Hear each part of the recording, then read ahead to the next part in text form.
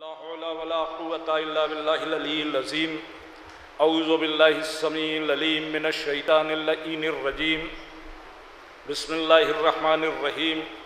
الحمد لله رب العالمين والصلاة والسلام على أشرف الأنبياء والمرسلين سيدنا ونبينا وشفينا ومولانا ومقتدانا بالقاسم محمد صلی اللہ علیہ وسلم وآلہ الطیبین الطاہرین المعصومین الغر المیامین ولعنت اللہ علی اعدائہم ومنکری فضائلہم ومصائبہم وغاصبی حقوقہم اجمعین من لیلنا ھذہ الی قیام یوم الدین.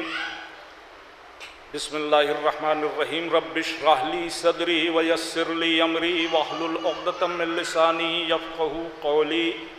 اما بعد فقد قال اللہ سبحانہ تبارک و تعالی فی کتابہ المبین وہو اصدق الصادقین وقولہ الحق. بسم اللہ الرحمن الرحیم. کل شیء احصیناہ فی امام مبین. صلوات وسلام. حضرات، آپ کے پیش نظر اس وقت دو بیانات ہیں جو آپ کے قرطاس سے ذہن پر گویا تحریر ہو چکے ہوں گے.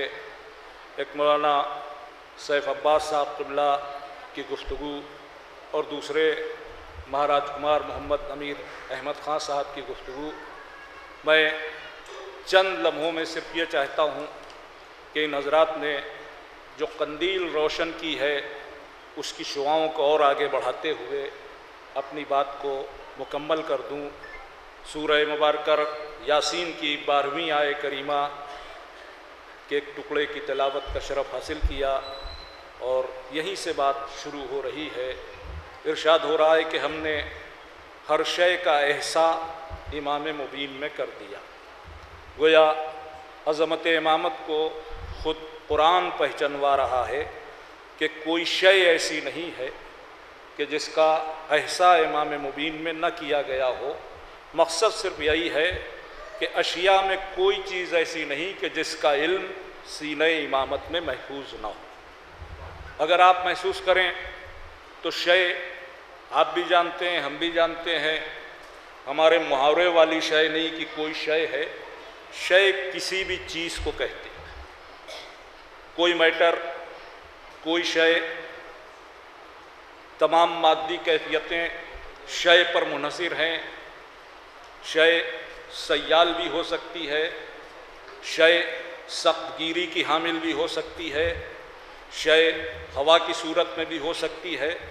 یہ جتنی اشیاء ہیں اس کائنات عظیم میں، اس فضائے بسیط میں، زمین کی تہوں سے لے کر افلاک کی بلندیوں تک جو کچھ ہے سب شے پر منحصر ہے اور ایک شے سے دوسری شے وجود پاتی ہے.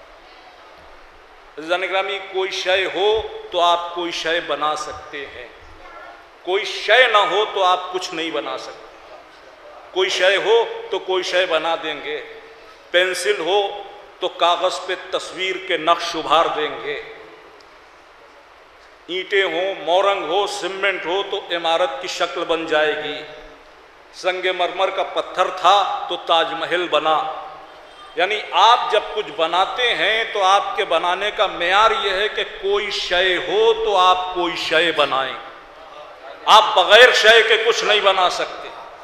احسن الخالقین وہ ہے کہ جس نے لا شے سے شے کو بنایا،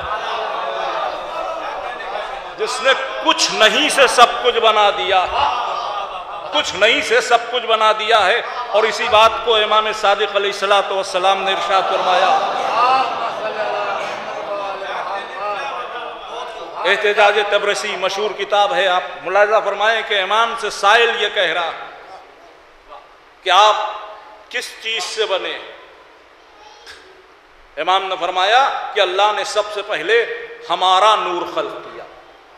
یہاں جب لفظ ہمارا استعمال ہوتا ہے تو اس میں 14 کی عدد ہے، حضور سے لے کر امام آخر تک، جس میں شہزادی بھی شامل ہیں. ہمارا نور خلق فرمایا. تو اس نے سوال کیا کہ آپ کا نور کس شے سے بنا؟ تو امام نے کہا اگر میرے نور کو کسی شے سے تولنے کی کوشش کرو گے تو شے قدیم ہو جائے گی، ہم بعد میں ہوں گے۔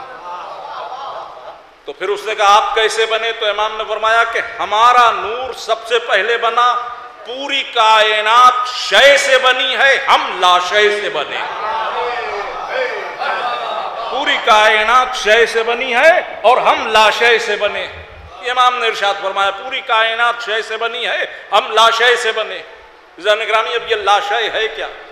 اگر ائمہ اہل بیت کا در نہ ہو تو لفظوں کو مفہوم نہ ملے، لفظوں کو مفہوم نہ ملے۔ امیر شام کے دربار میں روم کے قیصر نے ایک سوال بھیجا کہ یہ بتاؤ لا شے کسے کہتے ہیں؟ تو ظاہر ہے کہ اس کی 7 پشتوں میں کوئی نہیں بتا سکتا تھا، اس لیے کہ وہاں مکر و فریب امتیاز ہے، علم سے کوئی رابطہ ہی نہیں ہے۔ یہ تو اگر آپ عرب کی تاریخ پڑھیں تو الگ الگ خاندانوں کی جو کیفیات ہیں وہ آج بھی تاریخ میں موجود ہیں۔ بہت سے قبیلے اپنے اپنی صفات کی بنیاد پر پہچانے جاتے تھے، جیسے بنی ہاشم کو سخاوت کی بنیاد پر پہچانا جاتا تھا، سرداری کی بنیاد پر پہچانا جاتا تھا، شرافت و علم کی بنیاد پر پہچانا جاتا تھا، بنی ثقیف کو جمال اور حسن کی بنیاد پر پہچانا جاتا تھا، بنی کلاب کو اپنی شجاعت، بہادری اور دلیری کی بنیاد پہ پہچانا جاتا تھا۔ میرا چیلنج ہے کہ پوری تاریخ پڑھ ڈالیے، بنی امیہ کے صفات کا جب بھی ذکر ہوگا تو مورخ لکھے گا کہ یہ مکاریوں اور فریب کی وجہ سے پہچانے گا، یعنی پوری خاندانی بیک گراؤنڈ یہی ہے، تو یہ اپنے مکر و فریب کی وجہ سے جانے جاتے تھے۔ اسی مکر و فریب نے انہیں تخت حکومت تک پہنچا دیا، اسی مکر و فریب نے۔ ظاہر ہے کہ جب تخت حکومت پر پہنچ گئے تو اب اپنے آپ کو وارث رسول بھی کہنے لگے، خلیفۃ المسلمین بھی کہلانے لگے، امیر المومنین بھی کہلانے لگے۔ اب سوال ہو رہا ہے کہ آپ مسلمانوں کی علامت ہیں، آپ اسلام کا سمبل ہیں، آپ بتائیے آپ کے مذہب میں لا شے کا کیا تصور؟ تو اب کوئی جواب نہیں۔ تو اس نے اپنے کارندے کو اپنے استبل سے ایک بہترین گھوڑا نکلوا کے دیا، کہ یہ لے جاؤ مدینے جانا، بازار میں کھڑے ہو جانا، جب کوئی پوچھے گھوڑا خریدو گے بیچو گے تو کہنا ہاں، جب کوئی قیمت پوچھے تو کہنا لا شے۔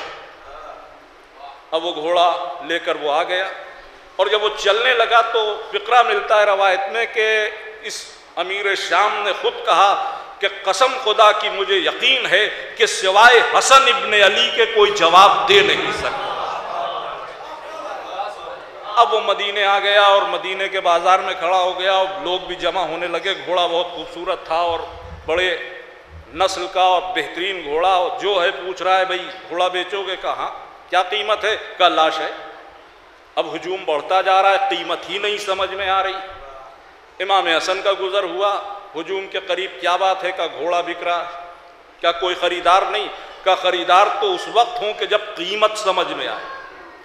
امام سامنے آئے، بھائی کیا قیمت ہے؟ اس نے کہا لا شے۔ امام نے کہا پھر سے بتاؤ کیا قیمت ہے؟ اس نے کہا لا شے۔ امام نے کہا اپنی قیمت سے پھرو گے تو نہیں؟ کہا نہیں۔ کہا گھوڑا مجھے دو۔ گھوڑا لیا، اسے ایک مٹھی ریت اٹھا کر دی، کہا یہ لے جاؤ۔ اب وہ جو بیچ رہا تھا اسے خود نہیں خبر تھی، وہ بھڑک گیا، اتنے قیمتی گھوڑے کی قیمت ایک مٹھی ریت؟ کہا بھائی جو قیمت تم مانگ رہے ہو وہی دی، جو قیمت مانگ رہے ہو وہی دی۔ کہا یہ قیمت کیسے ہے؟ کہ جب ریگستانوں میں ہرن پیاس سے تڑپتے ہیں، ریت پر انہیں دور سے گمان ہوتا ہے کہ پانی کی لہریں ہیں، موجیں ہیں، جب یہ وہاں جاتے ہیں تو لا شے، کچھ نہیں ہوتا۔ اسی کیفیت کو لا شے کہتے ہیں۔ ایک صلوات بھیجیں محمد والے محمد پر۔ یا علی اللہم صلی علی محمد۔ اب امام فرما رہے ہیں کہ ہم لا شے سے خلق ہوئے ہیں، سب کسی چیز سے بنے ہیں، لیکن وہ اللہ ہے کہ جس نے کچھ نہیں سے سب کچھ بنایا، سب سے پہلے ان کے نور کو خلق کیا، اب اس کے بعد یہ پوری حیات و کائنات سجائی گئی۔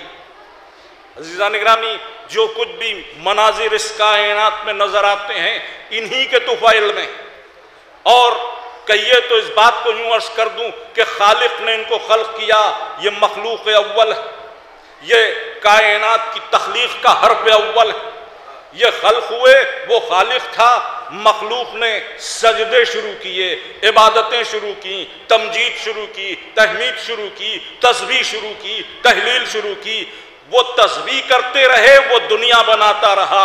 کسی تسبیح پر زمین کا فرش بچھ گیا، کسی سجدے پہ آسمان کا شامیانہ لگ گیا، کہیں آفتاب و مہتاب کی قندیلیں روشن ہو گئیں۔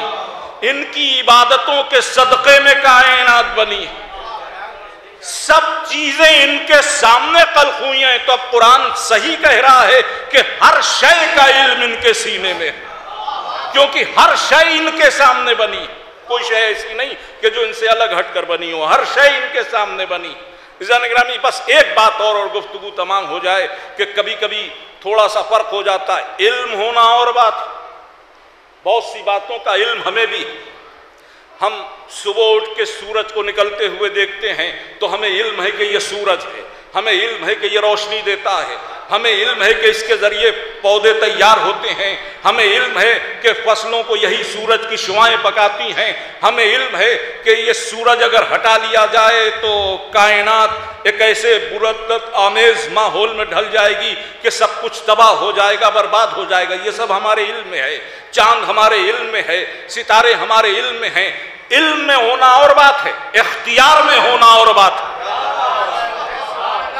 اہل بیت میں اور ساری دنیا میں فرق یہی ہے کہ دنیا کو علم تو ہو سکتا ہے رموز کائنات اور اسرار کائنات کا، اختیار نہیں ہے، مگر اللہ نے ان کو اختیار دیا ہے۔ اسی علم و اختیار کے امتزاج کو ولایت کہتے ہیں۔ ایک صلوات بھیجے محمد والے محمد پر۔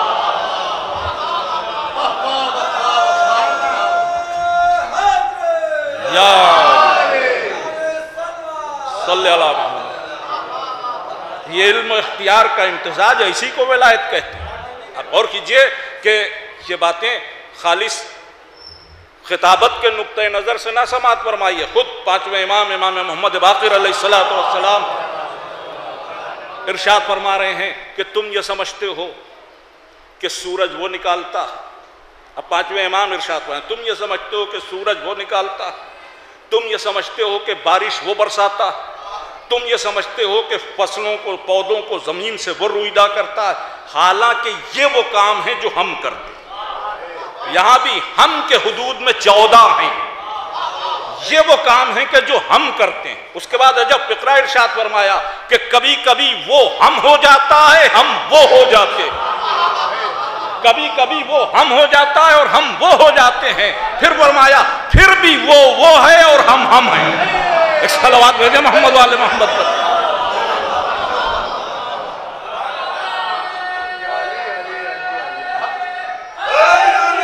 یا اللہم صلی اللہ۔ تو ولی مطلق انہیں بنایا گیا، انہی کی ولایت کا اعلان کیا گیا۔ اب ہمارا ان سے رشتہ، ابھی برادرم مہاراج کمار صاحب بڑی اچھی بات کہہ رہے تھے کہ ہمارا ان سے رشتہ ہے۔ کاہے کا رشتہ؟ کس بات کا رشتہ؟ اگر غور کریں تو ان کی نو الگ، ہماری نو الگ۔ ہم بندے خاکی ہیں، وہ خالص نوری پیکر ہے۔ رشتہ کیا ہے؟ ایک ہی رشتہ ہے جس رشتے کو قرآن نے استوار کیا، اس رشتے کو مودت کہتے ہیں۔ ہمارا ان کا رشتہ کہاں ہے؟ مودت کا رشتہ۔ اس رشتے میں جو جتنا آگے بڑھ جائے اس کا اتنا ہی مقام ہے۔ یہی مودت جب دل میں اتر جاتی ہے تو تقویٰ بن جاتی ہے۔ پھر قرآن اعلان کرتا ہے کہ تم میں وہی عزت والا ہے جو صاحب تقویٰ، تم میں وہی عزت والا ہے جو صاحب تقویٰ۔ عزیزان گرامی، تقویٰ کیا ہے؟ ان کی مودت کے اظہار کا نام۔ آپ جو بھی عملی زندگی گزارتے ہیں اس میں سب سے بڑا پہلو اسی مودت کا ہے، یہی ہمارا ان سے واحد رشتہ، اور کوئی رشتہ قائم ہی نہیں ہو سکتا۔ بہرحال تفصیلی بحث ہے، اس میں نہیں جانا چاہتا۔ ہمارا ان کا رشتہ مودت کا، ہماری کل عملی زندگی اسی مودت پہ۔ آپ غور کیجئے کہ ہم جو کچھ اعمال انجام دیتے ہیں، نماز کی شکل میں ہو، روزے کی شکل میں ہو، غریبوں کے دیکھ بھال کی شکل میں ہو، بیواؤں کی خبرگیری کی شکل میں ہو، یتیم پروری کی شکل میں ہو، یہ ساری نیکیاں، یہ سارے اعمال، یہ سب اعمال اللہ کے یہاں ہمارے درجات کو بلند کرتے ہیں۔ ہم عمل کریں، قبول کرنا اس کا کام۔ معیار قبولیت کیا ہے؟ تو معیار قبولیت میں یہ واضح ہے کہ اللہ ہلکے عمل نہیں پسند کرتا، وزنی عمل پسند کرتا۔ وزن، اعمال میں وزن اہم چیز ہے۔ اعمال اعضاء و جوارے کی حرکت کا نام نہیں ہے۔ رکوع کے عالم میں کھڑے ہونا صورت عمل ہے، حقیقت عمل نہیں۔ سجدے میں سر رکھ دینا صورت عمل ہے، حقیقت عمل نہیں۔ یہ حقیقت عمل کب پیدا ہوگی؟ جب اس میں وزن ہوگا۔ اب میں بہت زیادہ بحث میں نہیں الجھنا چاہتا، آخری بات اور میری بات تمام ہو جائے۔ وزن کیسے پیدا ہوگا؟ اب میں اپنے بچوں سے مخاطب ہوں، نوجوانوں سے جو تعلیم حاصل کر رہے ہیں، جنہوں نے ہائی اسکول میں قدم رکھا ہے، اس سے آگے پڑھا ہے، تو سائنس میں انہیں وزن کی تھیوری بتائی جاتی ہے۔ وزن کسے کہتے ہیں؟ کیا ہے وزن؟ انہوں نے کہا کہ ماس اور گریویٹی دونوں کو ملٹیپلائی کریے تو وزن۔ ماس اور گریویٹی دونوں کو ملٹیپلائی کیجئے تو وزن، دونوں کو ضرب دیجئے تو وزن ہے۔ اگر گریویٹی ہٹا دیجئے تو وزن زیرو ہو جاتا ہے۔ آپ زمین پر چل رہے ہیں، کوئی 60 کلو کا ہے، کوئی 70 کلو کا ہے، کوئی 80 کلو کا ہے۔ یہ کیوں؟ یہ زمین کی جو گریویٹی ہے یہ آپ کے وزن کو مینٹین کرتی ہے۔ اگر زمین میں کشش نہ ہو، کھینچنے کی طاقت نہ ہو، گریویٹی نہ ہو، تو آپ میں وزن نہیں رہے گا۔ جو خلا میں پہنچ جائے گا اس کا وزن زیرو ہو جائے گا، خلا میں کوئی گریویٹی نہیں۔ چاند پہ 60 کلو کا آدمی 10 کلو کا ہو گیا، کیونکہ چاند کی زمین کی گریویٹی کم ہے، ہماری زمین کی گریویٹی زیادہ ہے۔ تو وزن کے لیے ضروری ہے کہ گریویٹی ہو، کشش ہو۔ عزیزان گرامی، اعمال و عبادت میں وزن چاہیے۔ تو وزن جو صورت عمل ہے وہ تو ہم پیش کریں گے، لیکن اس صورت عمل میں وزن اسی وقت پیدا ہوگا کہ جب محبت اہل بیت کی کشش داخل ہو جائے۔ اگر یہ کشش ہے تو وزن ہے، اور یہ کشش نہیں ہے تو وزن نہیں ہے۔ بس میں نے گفتگو تمام کی۔ آج کا جشن 8ویں امام رضا علیہ السلام کے حوالے سے، ظاہر ہے کہ اپنے دور میں یہ بھی ولی مطلق، ان کو بھی ہر شے کا علم ہے اور ہر شے پر اختیار۔ مامون نے ولی عہد بنایا، محبت میں نہیں بنایا، اس کی سیاسی ضرورت تھی۔ پہلے تو انکار کیا، اس نے کہا نہیں، آپ انکار نہیں کر سکتے، آپ کو ولی عہدی قبول کرنا پڑے گی۔ اس کی ضد ظلم کی حدوں میں داخل ہونے لگی۔ تو اب امام کی مصلحت امام جانے، تو شرطیں رکھ دی کہ میں ولی عہدی قبول کر لوں گا، مگر میری شرط کا کیا شرط ہے کہ تیرے دنیاوی معاملات میں میں دخل نہیں دوں گا، میرے دینی معاملات میں تو دخیل نہیں ہوگا۔ آپ اس شرط کو ذرا محسوس تو کیجئے کہ تیری دنیا میں میں دخل نہیں دوں گا، میرے دین میں تم دخل نہیں دو گے۔ اس شرط نے اعلان کر دیا کہ وہ دنیا والا ہے، یہ دین والے ہیں۔ دین کا تعلق انہی سے۔ پھر اپنے لشکر کا معائنہ کرا رہا ہے، یہ لشکر ہے، اپنی جگہ اترا رہا ہے کہ اتنا بڑا لشکر میں نے مروب کر لیا۔ امام نے فرمایا کہ میرا لشکر دیکھے گا۔ اب وہ گھبرا گیا، آپ بھی کوئی لشکر رکھتے؟ کہا کیوں، ہم خاصان خدا ہیں، ہم کو اس نے ولی بنایا، اختیارات دیے، کیا یوں ہی دے دیے؟ کہ دکھائیے۔ امام نے اس کی آنکھوں کے آگے اشارہ کیا تو پردے ہٹ گئے۔ اب جو اس نے دیکھا تو زمین سے آسمان تک فرشتوں کی افواج ہی افواج، سپاہی سپاہ، اتنا کثیر لشکر کہ روایت کہتی کہ مامون اس بلندی پہ گر کے بے ہوش ہو گیا۔ ظاہر ہے کہ جب لشکر کو دیکھ کر دنیا دار بادشاہ ہوش میں نہیں رہ سکتے، تو جب خود امام کے ہاتھ میں اسلحہ ہو تو یہ دنیا دار بادشاہ کیا مقابلہ کر پائیں گے؟ یہ امام نے صرف اپنا لشکر نہیں دکھایا تھا بلکہ اپنے وارث کے آمد کی کیفیت کا ہلکا سا خاکہ بھی کھینچا تھا۔ ایک صلوات بھیجے محمد علیہ محمد۔ آئیے انہی الفاظ کے ساتھ یہ دعا کی جائے کہ پروردگار صدقے میں محمد و آل محمد کے ہم میں جو بے روزگار ہیں وہ صاحب روزگار ہو جائیں، جو بیمار ہیں انہیں شفائے کامل عطا ہو، جن کی جو دلی حاجتیں ہیں موالیان اہل بیت کی ان سب کی دلی حاجات پوری ہوں۔ روئے زمین پر جہاں جہاں اہل بیت کے نام لیوا ہیں ان کے جان مال عزت آبرو کی حفاظت فرما۔